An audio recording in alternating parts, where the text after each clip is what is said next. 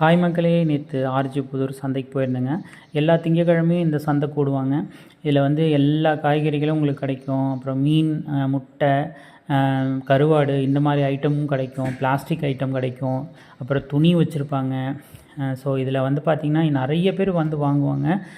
இது நம்ம வீட்டுக்கு கொஞ்சம் பக்கத்துலேயே இருக்கிறனால நான் வாரம் போய் வாங்கிட்டு வந்துடுவேன்.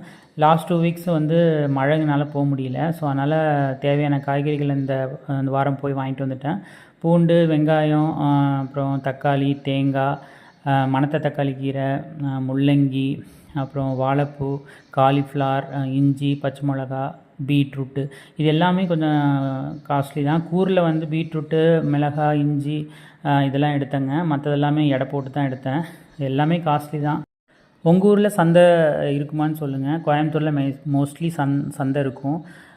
உங்கள் ஊரில் என்னென்ன ரேட்டுன்னு சொல்லுங்கள். காய்கறி பிடிச்சிருந்தா லைக் பண்ணுங்கள், சப்ஸ்கிரைப் பண்ணுங்கள்.